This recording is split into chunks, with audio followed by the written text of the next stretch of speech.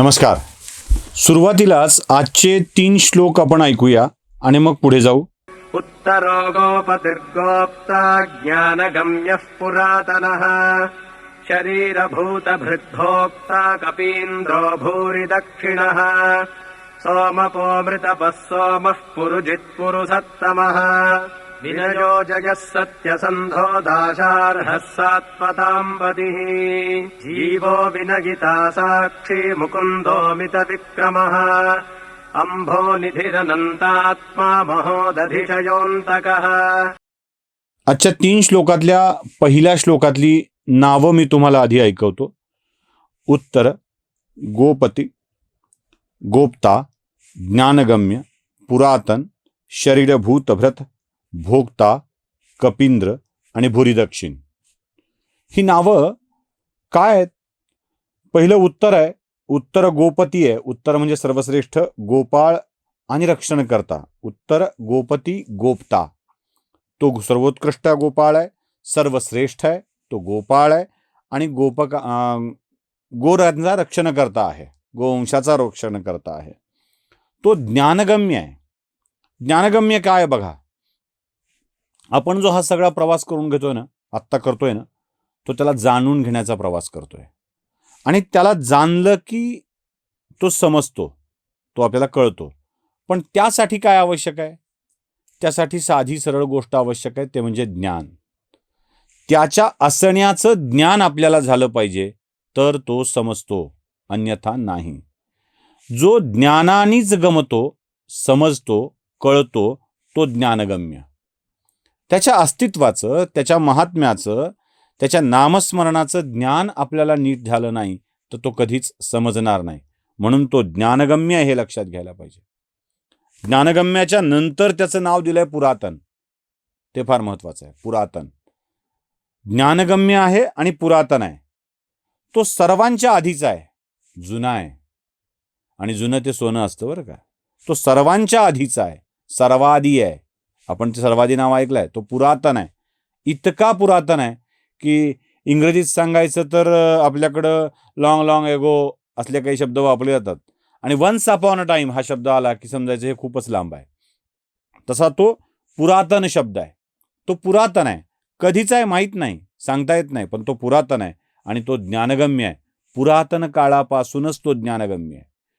त्यामुळे त्याला समजण्याचा एकमेव मार्ग, त्याला जाणून घेण्याचा एकमेव मार्ग म्हणजे ज्ञानाची प्राप्ती करणे. पुढचं नाव आहे शरीरभूतभृत, म्हणजे शरीराची रचना करणाऱ्या पंचमहाभूतांचं पालन करणारा. शरीरभूत, शरीर पंचमहाभूतांच्या पासून बनलंय. या पंचमहाभूतांचं पोषण, भरण, पालन कोण करत असेल तर तो करतो. म्हणून तो शरीरभूतभृत आहे. विचार करा, हे शरीर ज्या 5 तत्वापासून बनतं त्याचंच पालन पोषण करणारा तो आहे. त्यामुळं आपल्या शरीरासाठी तर तो आहेच आहे. पुढे तो सर्वात मोठा भोक्ता आहे.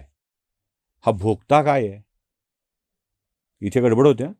मग तोच भोक्ता आहे तर आम्ही भोक्ता का नाही व्हायचं? आम्ही का उपभोगून नाही घ्यायचं असा प्रश्न पडतो.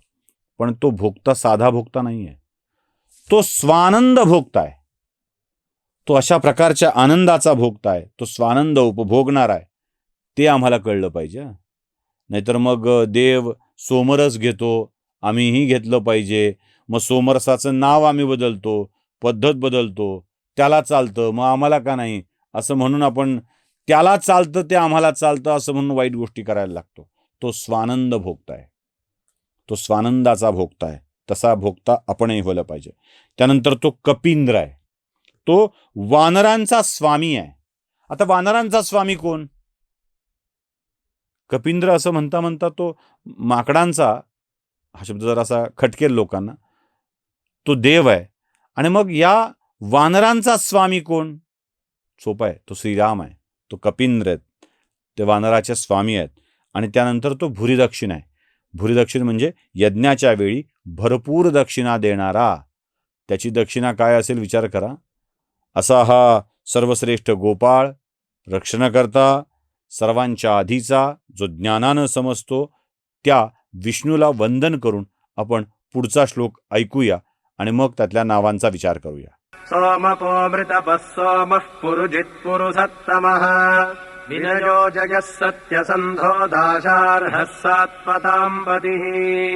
यातली नावं जी पुढे 503 पासून 512 पर्यंत आहेत, 10 नावं आहेत त्याच्यामध्ये. त्यात सोमप, अमृत, सोम, पुरुजित, पुरुषसत्तम, विनय, जय, सत्यसंध, दाशार्ह आणि सात्वतापती. दाशार्ह आणि सात्वतापती ही शेवटची 2 नावं ही 2 वंशाशी संबंधित आहेत. एक दाशार्ह वंश आणि एक सात्वत वंश. या दोन्ही वंशाचा तो पती आहे, इतका त्याचा अर्थ होतो. आता सोमप म्हणजे काय? सोम पिणारा. कधीचा? सोमरस पिणारा. कुठला? यज्ञात जो सोमरस त्याला अर्पण केला जातो तो सोमरस पिणारा. उगाच दारूला सोमरस म्हणून तो दारू पिणारा असं म्हणायचं आणि देव दारू पितो की आम्हाला मिळाली पाहिजे, मग आम्ही पिल्याने काय फरक पडतो म्हणून पेगवर पेग रिचवायचे, अशी ज्यांना सवय आहे त्यांना सांगतो तो सोमप आहे. तो सोमरस प्राशन करणारा आहे, पण यज्ञात मिळालेला सोमरस तो प्राशन करणारा आहे. तो अमृत प्राशन करणारा सुद्धा आहे. नुसता अमृत प्राशन करणारा नाही आहे. तो सोमही रोमरसही पितो आणि अमृत पितो, आणि तो अमृतरस पितो आणि पाजवितो सुद्धा देवांना, सज्जनांना. तो अमृत पाजविणारा सुद्धा आहे. सोमरस आणि अमृत दोन्हींचं प्राशन करणार आहे. आता हे अमृत आपण समजतो की आपल्याला चिरंजीवित्व, अमरत्व प्रदान करणार आहे. अमृत याचा अर्थ ज्याला मृत नाही असा तो, आणि ते चिरंजीवित्व प्रदान करणार आहे. हे जर अमरत्व समजून घ्यायचं असेल ना, तर ज्ञानेश्वरांच्या काळातील एक कथा समजून घेतली पाहिजे. हे अमरत्व काय आहे? सच्चिदानंद बाबाला नेवासा गावातून उठवताना ज्ञानदेव म्हणाले होते, सच्चित आणि आनंद मरू शकत नाही, कधीच मरू शकत नाही. सच्चिदानंदा उठ. आणि मग ते उठले. काय म्हणाले माऊली? सत्य, चित्त आणि आनंद कधीच मरू शकत नाही, ते अमर आहे. हा आयुष्यातला सत्य, चित्त आणि आनंद जो चिरकाल अमर ठेवतो ना, त्यांनी केलेलं असतं अमृत प्राशन. आम्ही आमच्या देहाला मरण येऊ नये याची अपेक्षा करत असतो, पण सत्य, चित्त, आनंद याला कायम जिवंत राहायचं असतं. पुढचं नाव आहे सोम. सोम म्हणजे चंद्र. चंद्र रूपाने जो औषधी गुणांच्या मध्ये वाढ करतो तो. पुरुजित पुरुषोत्तम, सर्वावर विजय मिळवणारा, सर्वांवर विजय मिळवणारा, विश्वरूप आणि सर्वोत्कृष्ट. पुरुजित पुरुषोत्तम, तो सर्वावर विजय मिळवणारा आहे, विश्वरूप आहे आणि सर्वोत्कृष्ट आहे. तो सर्वांशी विनयाने वागणारा आहे. विद्या, पराक्रम विनयाने शोभून दिसतो, लक्षात ठेवा. म्हणून तो विनय सुद्धा आहे. तो पुरुजित पुरुषोत्तम आहे, अमृत आहे, सोम आहे, पण तरीही विनय आहे. तो जय आहे, त्याचं नावच जय आहे, त्याच्यात विजय नेहमी असतो.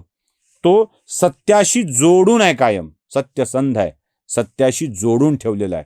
आणि याचा हा कधी तुटत नाही. म्हणजे कुठलाही भीम आला कृष्णाच्या सोबत आणि जरासंधाला तोडू शकतो, सत्यसंधाला तोडता येत नसतं. सत्याशी जोडून परमेश्वर आहे.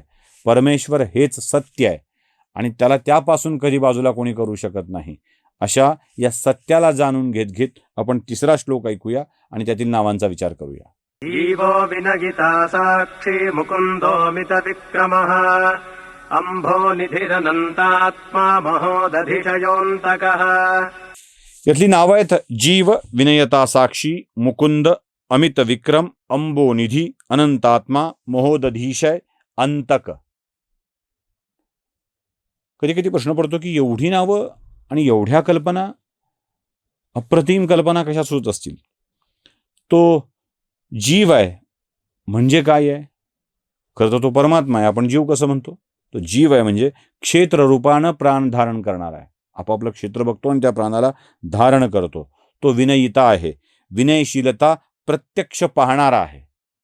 त्यानंतर तो साक्षी, विनयशीलता साक्षी आहे, विनयिता साक्षी आहे, तो विनयशीलता प्रत्यक्ष पाहणारा आहे. तो मुकुंद आहे म्हणजे मुक्तिदाता आहे. मुकुंद हा मुक्तिदाता आहे. तो माणसाला मुक्ती देतो, या जन्ममरणाच्या फेऱ्यातून मुक्ती देतो, पुन्हा पुन्हा यावं वाटण्यापासून तो मुक्ती देतो. तो अमित विक्रम आहे, अपरिमित अशी 3 पावले असलेला अमित विक्रम आहे. 3 पावले हा शब्द सारखा येतो बघा. म्हणजे 3 पावलात जग व्यापणारा, 3 पावले असणारा, म्हणजे त्या वामनाच्या अवतारासंबंधी बऱ्याच वेळेला उल्लेख होतो त्या तीन पावलांचा, वामन अवताराचा बऱ्याच वेळेला. म्हणजे तुम्ही आत्तापर्यंत या 500 550 नावांच्या मध्येही बऱ्याच वेळेला 3 पावलं असलेला, पुढेही तुम्ही ते ऐकणार आहात ह्या 3 पावलांच्या बाबत. हे काय आहे नेमकं, कशा करता एवढ्या वेळेला त्या 3 पावलांना महत्त्व दिलं गेलंय? मुळात ते 3 लोकांना व्यापणारी 3 पावलं, तो सांगतोय की अरे माझी पावलं सगळीकडे व्यापू शकतात, मी सगळ्यांना व्यापू शकतो. जगाला संतुष्ट करणं राजा तुझं काम नाही आहे, तू त्यात फसतोयस आणि समशील, हे लक्षात ठेव. म्हणून तो सारखा सारखा उल्लेख येतो. तो अमित विक्रम आहे, तो अंबोनिधी आहे. अंबोनिधी म्हणजे देवतांचे तो निवासस्थान आहे. अंबोनिधी निवासस्थान. मग ती कविता आठवते, भगवान श्रीकृष्ण भगवान हस्तिनापुर गए शांती का संदेश लेकर. आणि मग त्या रश्मिरथीमध्ये ते सांगतात की जेव्हा दुर्योधनाने अपमान केल्यानंतर विराट रूप धारण करून भगवान श्रीकृष्ण दुर्योधनाला सांगत असतात, हा दुर्योधन बांध मुझे. आणि त्यात एक वाक्य फार छान आहे, सब जन्म मुझी से पाते है, सब लौट मुझी में आते है. सगळे माझ्यापासून जन्माला पावतात आणि सगळे परत माझ्यात सुद्धा येतात. तो देवतांचं, सकल जीवांचं निवासस्थान आहे. तो अंबोनिधी आहे. तो अनंत आत्मा आहे. अनंत आत्मा म्हणजे ज्याच्या स्वरूपाचा अंतच नाही असा तो आहे. तो महासागरात निद्रा घेणारा आहे, महोदधीशय आहे आणि अंत काय, सर्व प्राणीमात्रांचा अंत करणारा पण आहे, संपवणारा पण आहे. पण संपवणारा असताना संपवता संपवता आपल्यातच साठवून पुन्हा जन्माला घालणारा आहे. अशा संपवणाऱ्या, काळजी घेणाऱ्या या भगवान विष्णूला आजच्या या भागात वंदन करून पुढच्या भागातली त्याची नावं जाणून घेण्याचा प्रयत्न करूया. नमस्कार.